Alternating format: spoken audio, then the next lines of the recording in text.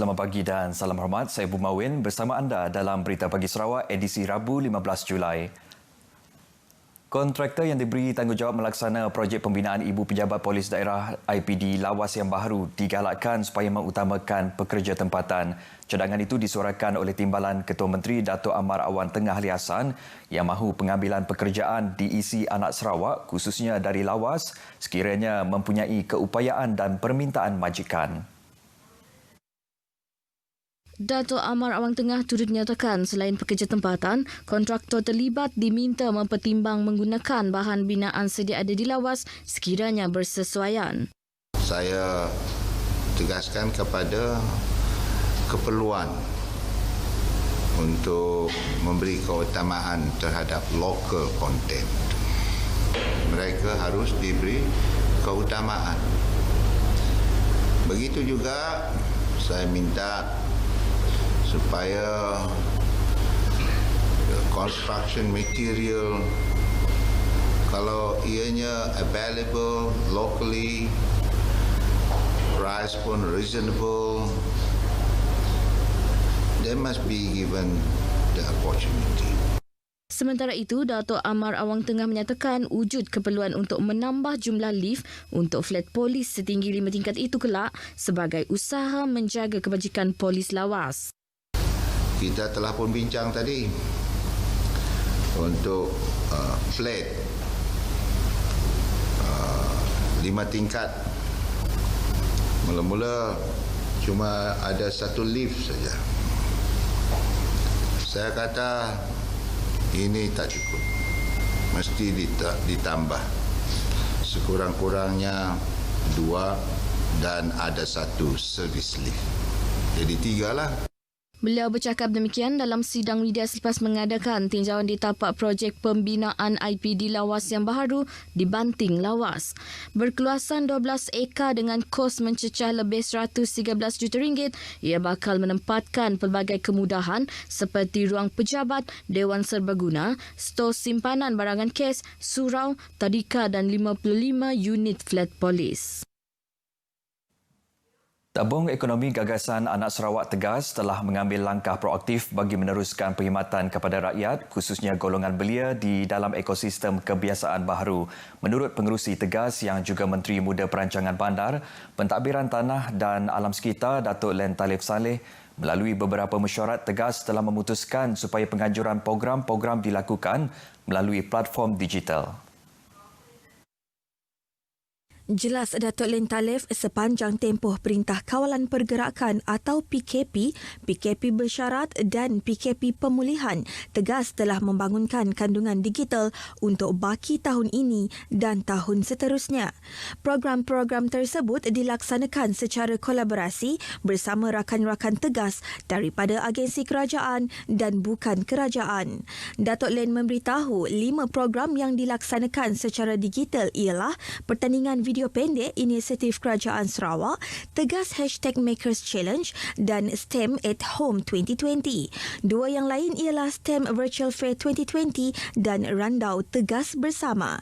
Beliau memberitahu program-program yang dianjurkan bertujuan mempersiapkan generasi muda dengan kemahiran digital dan reka cipta yang tinggi agar berupaya mengambil peluang yang wujud selari dengan kemajuan masa kini iaitu mengarah kepada dunia digital. Datuk Len menyatakan demikian pada pengumuman program dalam talian Tegas yang disiarkan secara langsung menerusi laman Facebook Tegas. Sejumlah RM70,000 disalurkan melalui Persatuan Ibu Bapa dan Guru PIBG Sekolah Kebangsaan SK Sebauh bagi tujuan menambah baik pulih kantin SK Sebauh dan membeli keperluan pembukaan semula sekolah pasca COVID-19. Menteri Utiliti Datuk Seri Dr. Stephen Rudy Utom menyalurkan peruntukan tersebut selepas melakukan tinjauan dan melihat keperluan sekolah berkenaan semalam. RM50,000 diperuntukkan bagi membaik pulih kantin, manakala RM20,000 membeli lain-lain keperluan khususnya peralatan pengibas suhu badan dan pensanitasi sangan bagi kegunaan lebih 400 murid sekolah berkenaan. Datuk Seri Dr. Steven meninjau keadaan kelas asrama dan kantin SK Sebauh yang menurut beliau dikategorikan sebagai uzur serta memerlukan tindakan sewajarnya. Saya sudah pun berbincang dengan guru besar, juga pegawai pendidikan daerah Encik Samri Suhaili, saudara guru besar Encik Ibrahim untuk memohon kepada kementerian yang berkenaan supaya kita dapat baik pulih. Dan hari ini saya juga ingin membantu secara daripada saya sebagai wakil rakyat untuk memberikan 70,000 untuk mereka menggunakan gotong royong. Apa yang perlu dilakukan telah pun dibincangkan. Beliau turut menyatakan bersedia menyalurkan sumbangan kepada pihak sekolah di Dun Kemena khususnya bagi keperluan membeli peralatan khusus pembukaan sekolah pasca COVID-19. Sebagai rekod, Datuk Seri Dr. Steven Rundi merupakan bekas pelajar SK Sebauh. Selaras dengan pembukaan semula sekolah hari ini, tinjauan di Miri semalam menyaksikan persediaan rapi mengikut prosedur operasi standard SOP dipatuhi di beberapa buah sekolah di kawasan berkenaan. Menteri Muda Pelancongan, Kesenian dan Kebudayaan yang juga ahli Dewan Undangan Negeri Snadin, Datuk Sebastian Ting berkata, hasil tinjauan ke sekolah terbabit mendapati rata-rata sekolah mematuhi SOP yang telah ditetapkan. Datuk Sebastian berkata selain bilik kelas, susunan kerusi dan meja juga disusun mengikut SOP. Pihak sekolah juga mengadakan taklimat bersama ibu bapa bagi menerangkan SOP sepanjang berada di sekolah kepada golongan ibu bapa dan murid-murid. Beliau berkata demikian semasa meninjau persediaan pembukaan di Sekolah Kebangsaan Kampung Luak Miri. Tinjauan dilakukan di 4 buah sekolah iaitu di SK South Miri, SK St. Columba Miri, SJK North Miri dan SK St. Joseph. Penganjuran kursus pensijilan bersih, selamat dan sehat serta skim pensijilan makanan selamat tanggungjawab industri dan juga halal merupakan antara platform yang disediakan kepada usahawan untuk memperkembangkan produk masing-masing. Ahli Dewan Undangan Negeri Batu Danau, Palus Palu Ngumbang berkata ia adalah saluran tepat golongan itu untuk mendapat bantuan dan sijil halal melalui bimbingan agensi berkaitan. Paulus Palugumbang memberitahu antara agensi yang menyediakan bimbingan berkaitan pensijilan ini ialah Perbadanan Pembangunan Ekonomi Sarawak SEDC, Jabatan Agama Islam Sarawak dan Kementerian Kesihatan. Jelas beliau, penganjuran kursus sedemikian akan dapat mempertingkat kesedaran usahawan sekaligus memperkasakan pembangunan industri halal. Paulus berucap demikian pada majlis perasmian kursus pensijilan di Limbang. Program anjuran SEDC selama 1 hari itu disertai 80 peserta terdiri daripada usahawan di sekitar Limbang.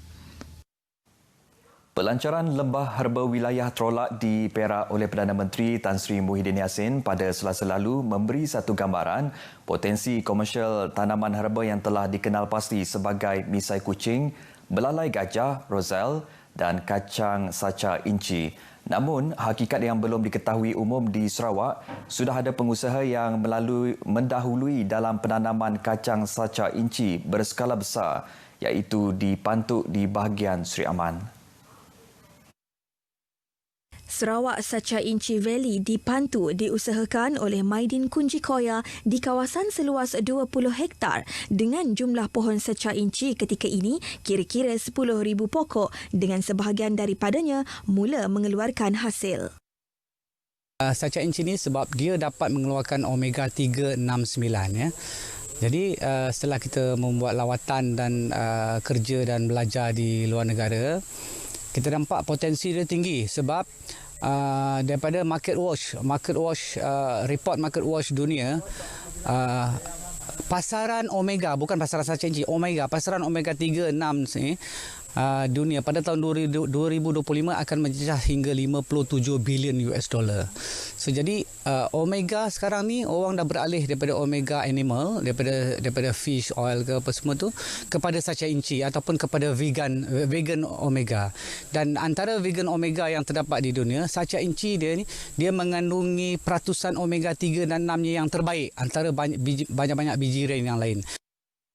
Selain itu, Maidin Kunji berkata tanaman secah inci boleh mengeluarkan hasil dengan cepat iaitu kira-kira 9 bulan selepas tanam yang boleh mencecah 500 batang pokok. Pengurusannya juga lebih mudah dengan ladang milik beliau mengamalkan konsep pengurusan ladang organik bagi menjamin kualiti produk yang dihasilkan. Biji kacang secah inci yang telah tua diproses menjadi pelbagai produk makanan seperti minyak secah inci yang mengandungi omega 3, 6 dan 9 selain diproses menjadi produk kacang panggang, tepung minuman dan bahan kosmetik. Daunnya boleh diproses menjadi minuman teh. Kita lihat bahawa tanaman kacang secah inci ini boleh memberikan impak ekonomi yang sangat tinggi kepada penduduk. Dan kita sarankan setiap penduduk tu tanam jangan banyak, mungkin 2 ekar satu keluarga, 2 ekar satu keluarga. Jika ada 100 penduduk ada 200 ekar dan kita willing to cooperate dan kita akan beli semua hasil-hasil jika mereka mengikut SOP yang kita tunjukkan. Maidin ditemui semasa menerima lawatan Ahli Dewan Undangan Negeri Bukit Bergunan, Datuk Mong Dagang ke Secah Inci Valley Pantu. Petanian are with me also. They are coming. Hopefully, it would be good if they can look further into this kind of crops, which they can introduce to farmers who are interested. Now, a few of our area from Bukit Bergunan, they show quite a keen interest. Di Asia Tenggara, Thailand, Vietnam dan Laos antara negara yang mengusahakan tanaman secah inci berskala besar. Di Bintulu, seorang pekerja kimpalan warga negara Filipina maut akibat tertimbus sedalam 3.05 meter ketika melakukan kerja kimpalan di loji rawatan air Jalan Nyabau semalam. Menurut kenyataan yang dikeluarkan Pusat Gerakan Operasi Bomba Negeri Sarawak, kejadian dilaporkan berlaku pada pukul 3 petang.